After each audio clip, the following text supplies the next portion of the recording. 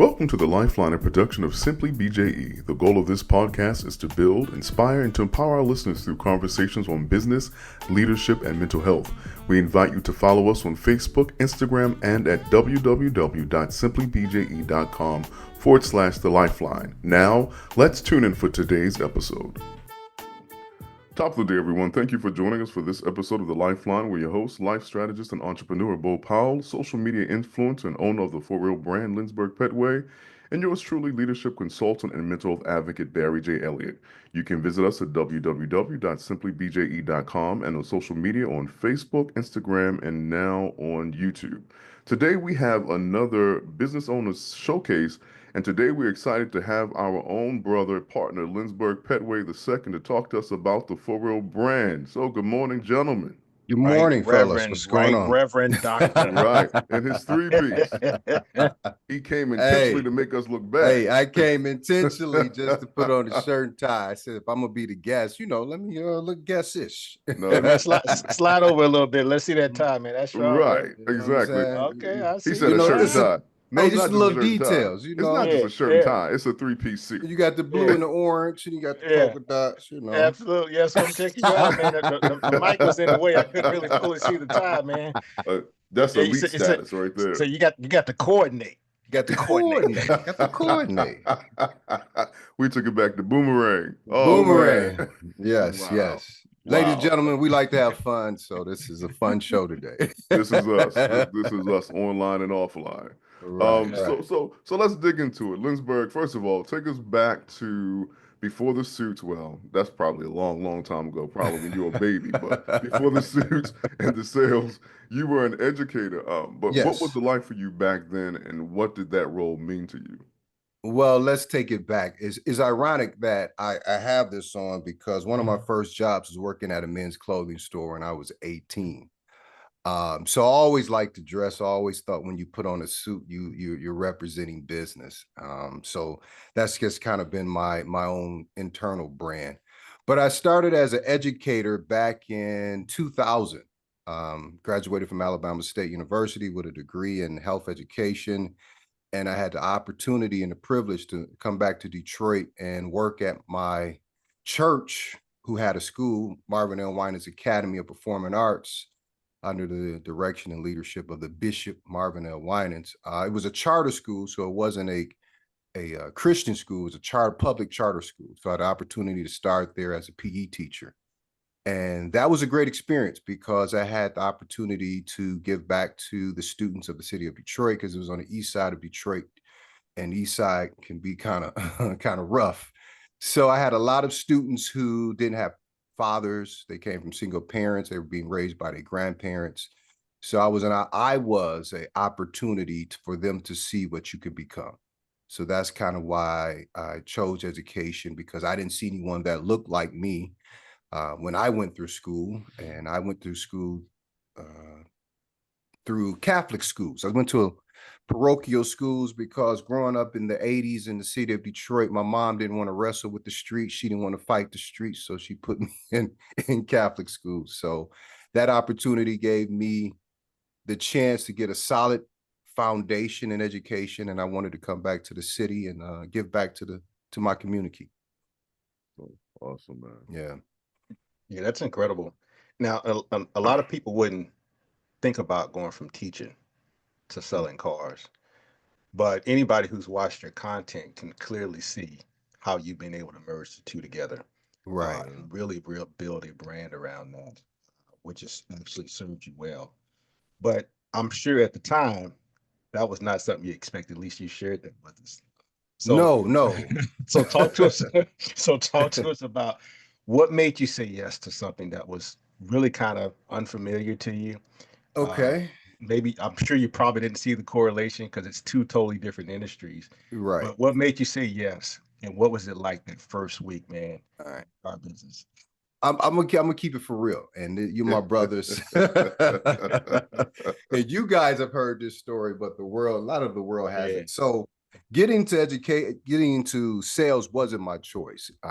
It was I planned to be a superintendent of a school district by now, or a athletic director on the collegiate level. My focus was education or sports. But something happened. I got fired. I wouldn't say fired. They closed the school, but they closed the school all of a sudden. And it put me in a position in which I had to find something, and I had to find something quick because I just recently had a hip replacement. So the same day I had a hip replacement is the same day I found out that they were closing my school. Wow. So you talk about a major blow, not only to my health, but to my finances. So I went to another school for a year, about a year and a half. And unfortunately, breaking up a fight, kid took a swing at me, jumped out the way, tore my meniscus, had to have surgery. Conversation with that particular principal, she said, we can't bring you back next year because of budget cuts, which was untruth, but we'll get to that a little later. So as a result, I was unemployed, gentlemen, for 8 months. And I had went on about 10 interviews, different schools, different districts, different counties. I mean, I'm traveling like 30, 40, 50 miles to school districts trying to get a job. And I got a little discouraged because I'm a Black man. I have 2 masters. I'm a former reward school principal. And I'm like, God, what's up? You know, why can't I get a job? And I really believe now, I know now that God had just closed that door. So I went back to my roots, which was personal training. I was personal training someone. And they said, you ever thought about selling cars? I'm like, no, I never thought about selling cars. So you should try it. So I went, met with the guy, and we had a great conversation with more managers. And they said, we think you'll do good.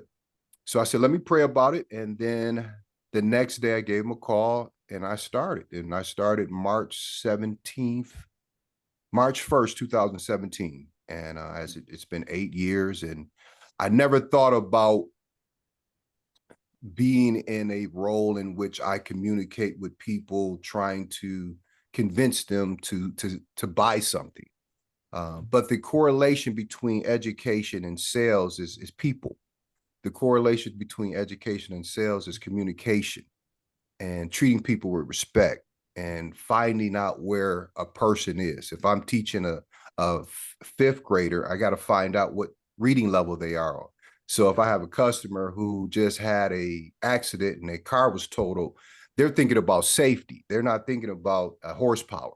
So just finding those particular common grounds with communication was one of the key things. My first week in automotive sales was very humbling because I went from, like running a building to not knowing where to get the keys, not knowing anything. So unfortunately, I was just sat down at a desk and said, okay, get to work with some login information. So I took it upon myself to get some keys. I Googled some stuff. I YouTube some things. Being an educator or a lifelong learner, I just taught myself. So the first week and a half, I was supposed to shadow a guy. And this guy was playing me because he was selling cars. He was just telling me to go fill the cars up. I'm like, man, I'm not a porter. I'm trying to make some money. He was telling me, go get that car and bring it up. And you could just watch me. So after that first week and a half, I just took it upon myself, Bo, and said, look, man, I'm about to make some money. So I just took a up, sat him at my desk and communicated and listened and created a customer needs analysis, and I sold him a car. And it was very shocking because of the nationality of the people. Nobody wanted to take this particular client, unfortunately. And I took the client, I sold them, and from there, that first month, I sold 16 cars, and the next month was 20 to 25, and it just kept going, man. Wow. Yeah, that's amazing. And so anybody who's never been in the car business, selling 16 cars your first month is an amazing. Doing 20 cars a month, that's an exceptional performance. So, man, you're doing an excellent job. It speaks to your commitment to excellence. But let's kind of go deeper into the For Real brand, right? Because For Real, there's a message behind that. Yes, it is. What that means. So, so let's talk to our audience about what For Real actually means, but then also what makes a For Real deal a different experience from the average car buying experience? Okay, well, for real is a lifestyle. It's something that you lead every day. It's something that I've been living pretty much my whole life. And I think I coined it with the word for real probably in 1991 down at Alabama State. So in college, I started throwing parties and comedy shows while I was playing football. And so it was for real productions. And everything I've done has just been for real. I have a very serious demeanor, as people say. But I like to have fun. You don't say. But I like to have fun. Once you get to know me, then you Yeah. understand who I am. So I think about 1999, things kind of shifted from promotions to investments. And then when I got the opportunity to sit down with the management and take the job at Feldman Chevrolet, For Real Automotive popped up. And I wanted to take the charge, take it by my own hands and bring my own customers in. So I created a dealership within a dealership, a brand within a brand. Now, For Real has many legs. There's the For Real male mentoring program that I started when I left education because I still had a calling on my life to educate young people and have an impact on young people because as I stated earlier, in the 80s, my mom didn't want to lose me to the streets. That was simply because my dad died when I was 2. So I didn't have a father inside my home. So I took it upon myself when I got back to the city. I wanted to continue to help the young people. So For Real male mentoring, For Real automotive, For Real clothing brand. And it's a lifestyle. You know, the 4 means forgetting what's behind you. The R is realizing who God has created you to be. The E is entering into your destiny. A is always moving forward. And the L is learning from the lessons of life. And I think that's one of the most important things is to learn from the lessons. We don't take losses, we learn. We are all impacted by different things happen to us.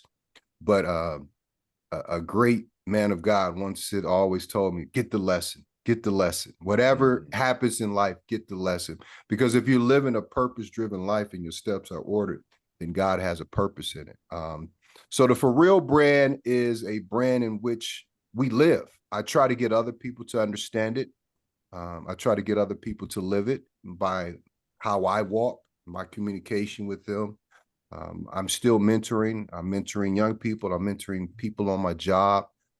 But when you come see us, because I have a team of 6 now, I'm a floor manager at Feldman Chevrolet. And when you come see us for your For Real deal, that's putting you in a car you desire at a payment you're comfortable with. And it's not a transaction.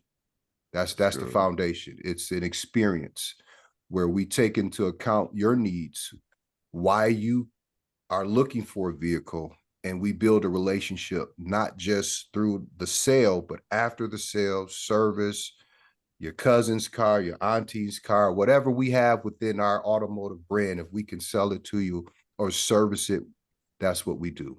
We create relationships. Most of my clients now are repeats and referrals. I probably do about 15 to 20 car sales a month now as a manager because I kind of facilitate other things. But most of those, 95% are all repeats and referrals. That's amazing. So, yeah. So the goal is to build a relationship so people come back and then they talk about you in a good way. Yeah. They tell you now in organizational leadership that if you want to create a good culture in your organization, it's really about building relationships. And that's really human. That's how we're built. We're built for relationships. So that can't just be in your personal life. That has to be in your professional life as well. So that's powerful. Right. Yeah, but you know what I found out, and I'll say this with a broad stroke. Some organizations don't really care about culture. They don't. They really care about the bottom line. And when you care about the bottom line, you're always chasing. Yes, but sir. When you set up the culture, you set up an appreciative marketing aspect and you value people, you almost just sit back because people are going to tell them about you. They're going to tell them other people about their experience. I get calls every day, people looking for cars. Some I can help, some I can't based upon, the credit scenarios, but culture is very important. That was one of the main things I built when I became a principal. Just to kind of go back to that, I took over a school that was on the cusp of failing, and Pastor Title White. One? I'm sorry. Was it Title One? Yeah, yeah. Okay, okay. Most schools in the city of Detroit are title. Okay, okay. Yeah, but the actual test scores, the ACT scores, the graduation rate, all of those were dipping. So it was a mandate from the chancellor say, I need you to change my school. And I took that and ran with it. So I'll say within the first year, test scores improved from a 13.2 to a 16.3 on the ACT. Wow. We Okay. had a 100% graduation rate, 100% college acceptance. Wow. The average GPA increased from like a 2.6 to a 3.0. And I made one change. Well, I made two changes. The first thing I changed the schedule.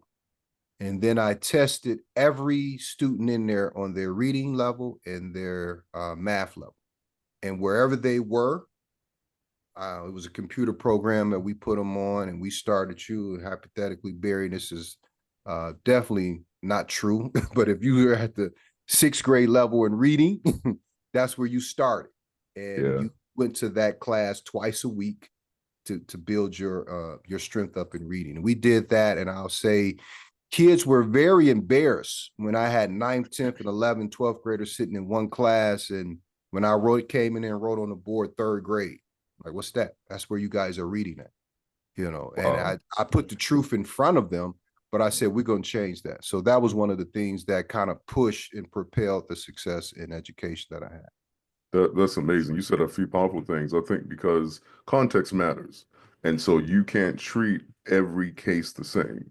And I No, think that's transferable from students to your sales opportunities. exactly. Every person comes from a different context, so you have to that's why relationship is important. You have to build those connections so you can identify what the context is so that you can fulfill that particular need. That's Mm-hmm. powerful. You said something else about profit and how so many companies they're only concerned about the bottom line. But the companies that do the best are the ones that are purpose driven, not profit driven. So Right, definitely. that's a big deal. That's a Yeah. big deal. Because people buy into that, They do. you spend money, we spend money, and then if you can believe in the company or in the brand that you're spending money with, then you're more likely to tell me about it, tell Bo about it, and tell someone else about it. Relationship creates buy-in. Right. That's bottom line. So, as a black man building a personal brand in a high turnover industry, what challenges have you faced and what keeps you going? Mm. There's so many challenges that I can talk about. But I look at the challenges as stepping stones. Mhm. Okay. In the industry of automotive sales, dealership ownership, there are very, very, very, very few African Americans or blacks. Um, and I do have a goal of owning a dealership one day, based upon what I've seen and my experience in it. Creating a brand within my dealership, I met challenges. I think some of those were internal. I think some of those might have been questioned based upon me being transparent, being open, being honest, being a customer advocate, standing on faith and professionalism, not trying to just gross a customer and crack them, but building that relationship and making sure you are happy and you can make that payment every month without trying to make all the money at one time. So the challenges have been great, but I stand 10 toes down. I stand on my faith and I make sure that I stay consistent. Yeah. And that's one thing I always do. When I walk in the dealership, when I started there, there was only one other African American. Okay. Out of 20 salespeople and a management team of maybe 9. Okay. So then when I became a floor manager and can build my team, I brought in one, two, three, four, five, six brothers specifically on my team, for the fact, that I wanted people that I trusted. I wanted people that had my back. I wanted people that was coachable. And not saying they had to be African Americans, but these were people I had a relationship with. Since then, some of those have left based upon the challenges. I'm gonna keep it for real. Based upon the market. But I have so much invested into it, and God has blessed me to stay consistent. I'm still there. But the challenges are great.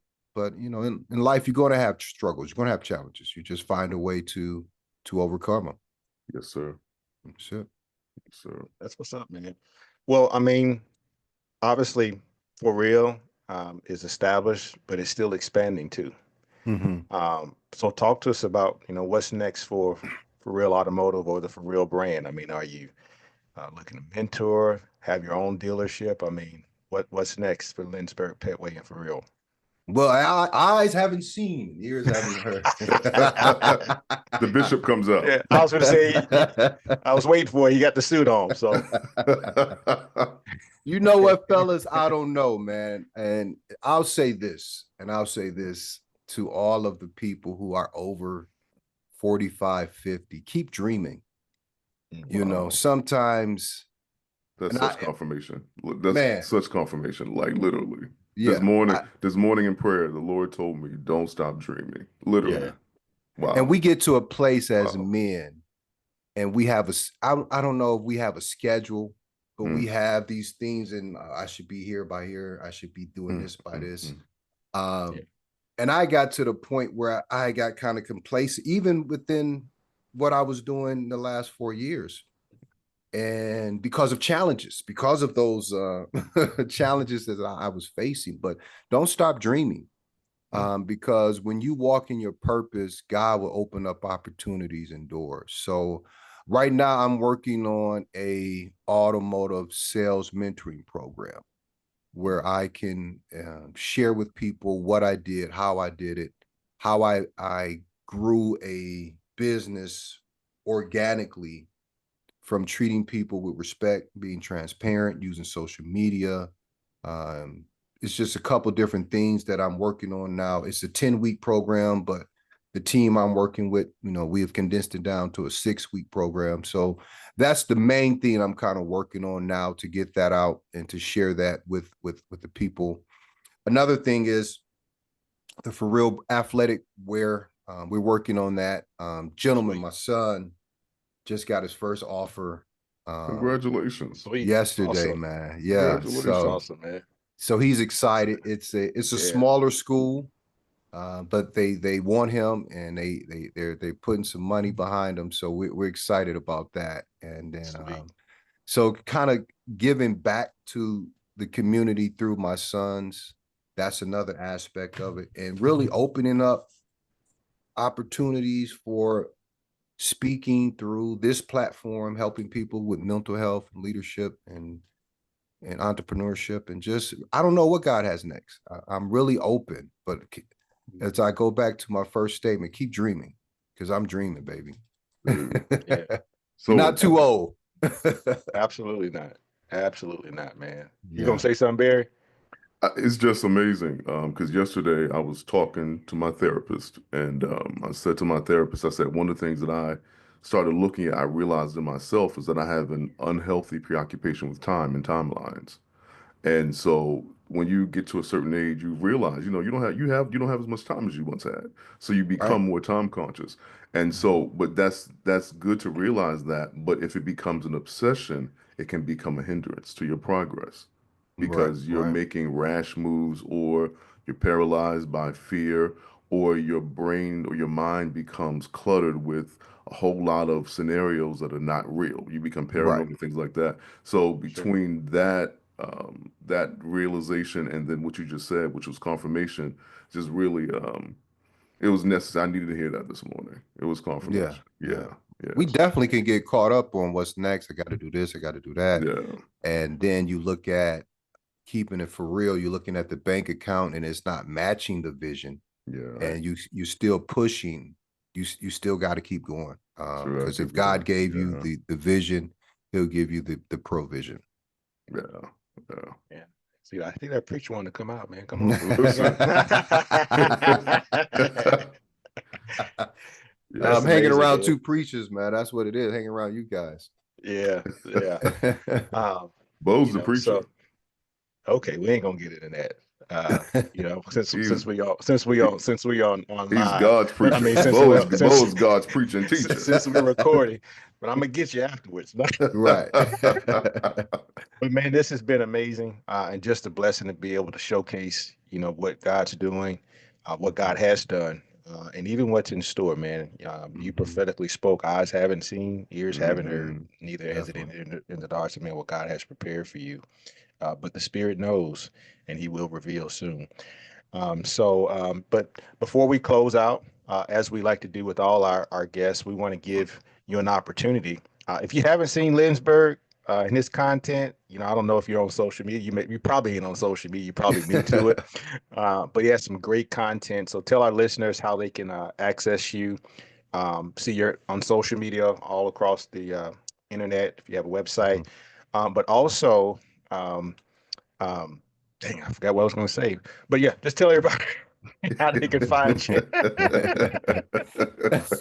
It'll come Oh back to me. man. Well, first of all, I want to say thank you to you two brothers, first and foremost, for giving me this opportunity to be on this platform. Just reaching out to me over a year ago to be a guest. And that has really opened up doors and opportunities and platforms for me to be a part of the Lifeline. Then I want to say thank you for being real brothers. I mean, on it for real. We have shared some intimate things that have happened in our life with our family and our dreams. And we need that. So if I can say something, find you a group of people that you can lean on, you can trust, because in business, sometimes it can get challenging and you need to just vent, but you need to vent with real people who are going to give you real advice, solid advice, and can pray for you. Keeping it for real. But I'm on social media at Lindsberg for real on TikTok and Instagram and Facebook, Lindsberg for real. And if you type in for real brand, I'm there. Anything Lindsberg, Lindsberg, for real, or just a for real brand, you can check me out, and we're there. And we got some exciting things coming, and look forward for them young Pettway boys. We're gonna be on that football field. Yeah, all right. This man loves his family. I remember what I was going to say, because you mentioned doing speaking engagement. So if somebody wanted to hire you or bring you in to speak, how would they go about doing that?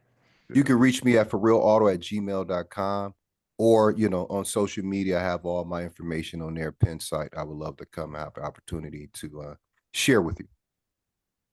Okay, awesome.